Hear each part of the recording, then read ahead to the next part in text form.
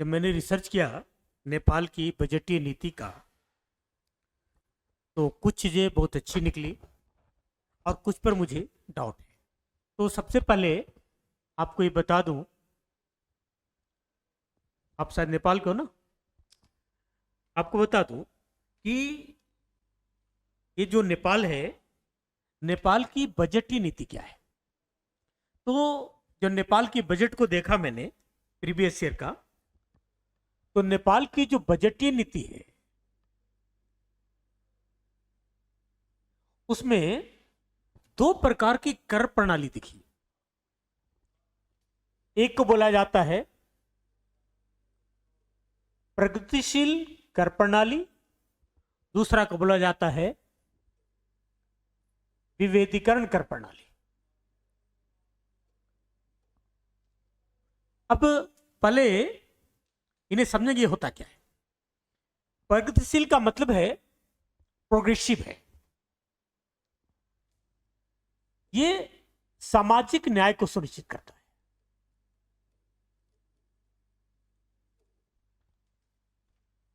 जैसे जैसे व्यक्ति की आय बढ़ती है, कर की दर बढ़ती जाएगी, यानी गरीब से कम कर, अमीर से ज्यादा कर। ये सही है, क्योंकि जिसकी इनकम ज्यादा है वो ज्यादा टैक्स दें और जिनकी इनकम कम है वो कम दें। और दूसरा है विभेदीकरण। विभेदीकरण का मतलब भेद करना है। ये आर्थिक न्याय को प्रदर्शित करता है। इसे आप ऐसे समझिए कि मान लो नेपाल में कपड़ा उद्योग काफी विकसित है, राइट, लेकिन स्टील उद्योग विकसित नहीं है। तब सरकार वहां पॉलिसी रखी है नेपाल की सरकार ने कि जो एग्जाम्पल के तौर समझा रहा हूं कि जो कपड़ा उद्योग है बहुत विकसित हो गया तो उसे कम करना है, तो उस पर अधिक टैक्स इंपोज करते हैं या उसकी लाइसेंसिंग जो पॉलिसी है उसको रिजिड कर दें कि आसानी से कोई कपड़ा इंडस्ट्री न खोले, क्योंकि उसका विकास काफी हो रहा है, जरूर से ज्यादा हो गया। लेकिन स्टील उद्योग का विकास नहीं हुआ है तो उस पर छूट देगी सरकार, टैक्स फ्री करेगी, इजली लाइसेंस देगी, सब्सिडी देगी। वो चीजें विभेदीकरण कर प्रणाली कहलाती है। ये चीज नेपाल में है, यानी नेपाल की जो वित्तीय प्रशासन है सामाजिक आर्थिक न्याय को देने पर बल दे रही है। आप नेपाल की बजट पढ़िए, समझ में आ जाएगा। एक तो ये है लगी, और डाउटफुल ये है कि वहां पे एक वैट चल रहा है, वैल्यू एडेड टैक्स, 13% के लगभग। ये थोड़ा सा सामाजिक आर्थिक न्याय को प्रभावित करता है।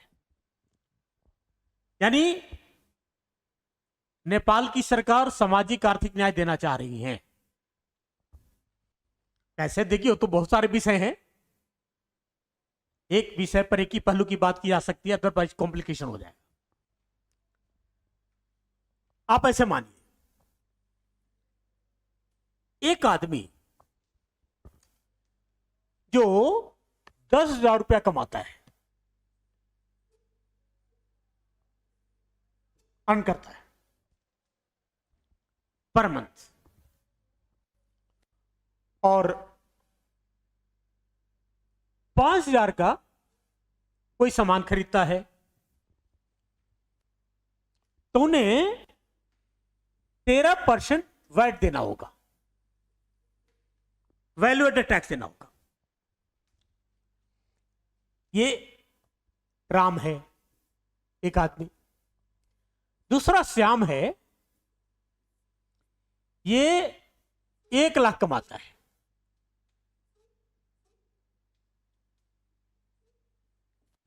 वो भी 5,000 का सामान खरीदता है, उसे भी 13% ही टैक्स देने होंगे।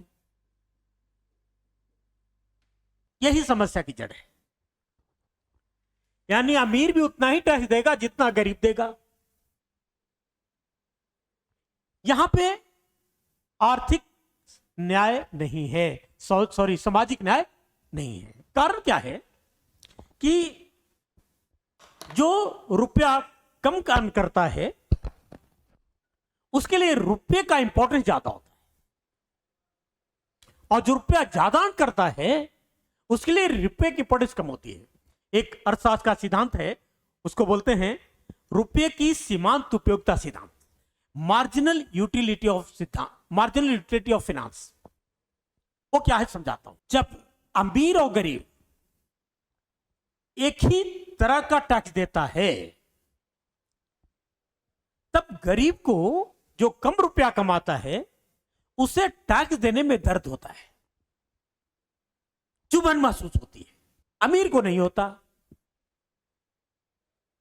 तो जिस व्यक्ति को कर देने में दर्द महसूस हो रहा है या किसी वस्तु को खरीदने में महंगाई का फील हो रहा है, इन्फ्लेशन फील हो रहा है, इसका मतलब वो कर ज्यादा दे रहा है। जिसे महंगाई फील नहीं होता, आसानी से ऊंची कीमत वस्तुएं खरीद लेता है, इसका मतलब है कि उसे रुपये की दर्द महसूस नहीं है। तो मार्जिनल यूटिलिटी का सिद्धांत यह कहता है कि जो व्यक्ति जितना ज्यादा दर्द महसूस करता है, तकलीफ महसूस करता है, उतना ज्यादा वो कर दे रहा है। जो कम महसूस करता है वो कम कर दे रहा है। तो इस तरह से एक समान अमीर और गरीब पर कर लगाना सामाजिक न्याय नहीं है, क्योंकि अमीर भी उतना ही टैक्स दे रहा है, गरीब भी उतना ही दे रहा है। 10,000 कमाने वाला अपने परिवार चलाने पर 5,000 का सामान खरीदता, वो भी 13% दे रहा है, और लाखों रुपया कमाने वाला भी 13% दे रहा है। आप ऐसे मानो आपके पास 1 लाख रुपया है, मैंने बोला 200 रुपये दे दो, समस्या नहीं है।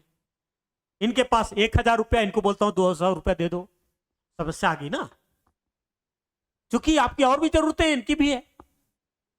क्योंकि अमीरों के रुपये की सीमांत उपयोगिता कम होती है, गरीबों के रुपये की सीमांत उपयोगिता ज्यादा होती है। इसलिए अमीर और गरीब पर बराबर कर लगाना कभी भी न्यायोचित नहीं होता। इसलिए नेपाल की सरकार ने अगर अमीर गरीब दोनों पर बराबर वैट लगाए हैं तो ये इसे हम उचित नहीं कह सकते एज ए नागरिक। देशभक्ति अलग चीजें होती है।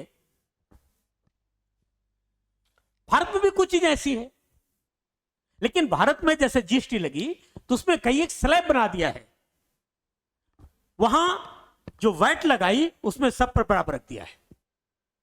इसलिए इस दृष्टिकोण से देखें तो सामाजिक आर्थिक न्याय देने के लिए नेपाल सरकार ने प्रगतिशील कर प्रणाली और विविधीकरण कर प्रणाली तो अपनाई, लेकिन वैट में अमीर गरीब के लिए बराबर दे करके प्रश्न चिन्ह उठा दी है। अब सरकार किस मंशा से बनाई है? हो सकता है कि सरकार को इनकम कम हो रहे हैं, और प्राय ये होता है कि किसी भी मुल्क में, खासकर जो अविकसित देश हैं या विकासशील देश हैं, वहां गरीबों की संख्या ज्यादा होती है, अमीर की संख्या कम होती है। इसलिए अमीर से बहुत रुपया भी ले लेंगे तो बहुत ज्यादा नहीं होगा, और गरीब से थोड़ा थोड़ा भी रुपया लेंगे तो बहुत सारे रुपये हो जाएंगे। तो एक तरह से ये रिग्रेसिव टैक्स है, यानी गरीबों से अधिक रुपया लो और अमीर से कम रुपया लो।